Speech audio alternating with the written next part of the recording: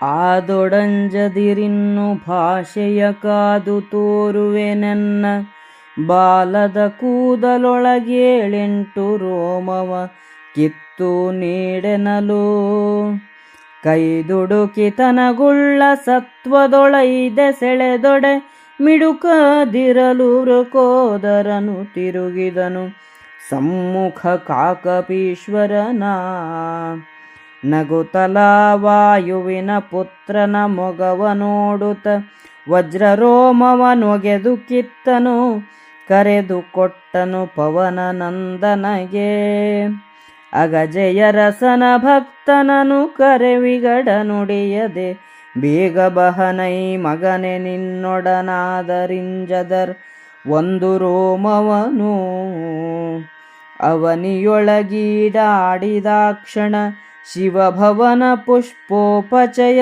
ಸಂಭವಿಸುವುದು ಕಂಡಾತನರ್ಚಿಸಲನಿತರೊಳು ನೀನು ಪವನ ವೇಗದೊಳೈದುವುದು ಮಗುಳವನು ಬರೆ ಮತ್ತೊಂದು ರೋಮವನವನಿಯಲಿ ಬಿಸುಡುವುದು ಕ್ರಮ ನಿನಗೆಂದು ಬೀಳ್ಕೊಟ್ಟ ಧರಣಿಪತಿ ಚಿತ್ತೈಸು ಕಪಿಕುಲವರನ ನೇಮವ ಕೊಂಡು ಬೀಳ್ಕೊಂಡರಿವಿದಾರಣ ನಡೆದು ಗಿರಿಗುಹೆಗಳಲ್ಲಿ ಮೃಗಪತಿಯ ಅರಸುತೈತರಲಮಳ ಕಾಂಚನಗಿರಿಯ ದಕ್ಷಿಣ ಭಾಗದಲ್ಲಿ ಬರಲು ತೀಡಿತ್ತಮಳ ಸೌಗಂಧದಲ್ಲಿ ಪವಮಾನ ಆ ಸರೋವರದೊತ್ತಿನಲ್ಲಿ ವಿನ್ಯಾಸದ ಖಿಳಾಂಗದಿ ವಿಭೂತಿಯ ಪೂಸಿ ಶಿಖೆ ಮೊದಲಾದ ರುದ್ರಾಕ್ಷಿಗಳ ನಯಪದದ